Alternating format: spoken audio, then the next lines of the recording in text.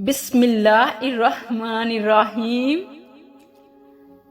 السلام علیکم ورحمۃ اللہ وبرکاتہ۔ عمل سے زندگی بنتی ہے جنت بھی جہنم بھی، عمل سے زندگی بنتی ہے جنت بھی جہنم بھی، یہ خاکی اپنی فطرت میں نہ نوری ہے نہ ناری ہے، یہ خاکی اپنی فطرت میں نہ نوری ہے نہ ناری ہے۔ آج ہم گوشے گزار کر رہے ہیں آپ کو اخلاقیات پر مبنی ایک کہانی، جس کا عنوان ہے جنت کی مٹی۔ ایک دیہاتی نے گارے مٹی کی مدد سے اپنا گھر بنایا۔ گھر میں اس نے چھوٹی سی 7 مسلوں کی مسجد بنائی، کیونکہ اس کے 7 بیٹے تھے۔ تعمیر مکمل ہوئی تو اس نے بیٹوں کو بلایا اور کہا کہ میں چاہتا ہوں کہ مسجد کی لپائی جنت کی مٹی سے کروں، تم سب بھائی جاؤ اور جنت کی مٹی تلاش کر کے لاؤ۔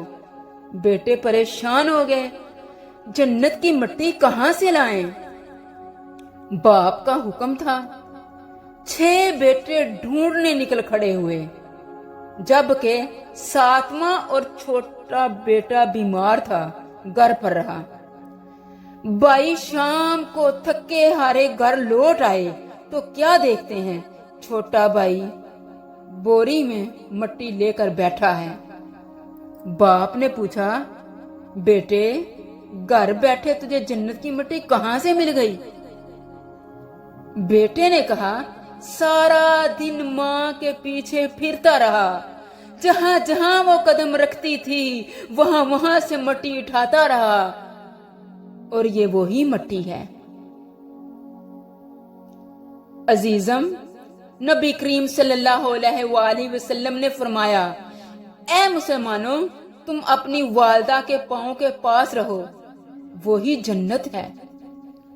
ماں سے بڑھ کر کوئی نام کیا ہوگا؟ ماں سے بڑھ کر کوئی نام کیا ہوگا؟ اس کا نام ہم سے احترام کیا ہوگا؟ اس کا نام ہم سے احترام کیا ہوگا؟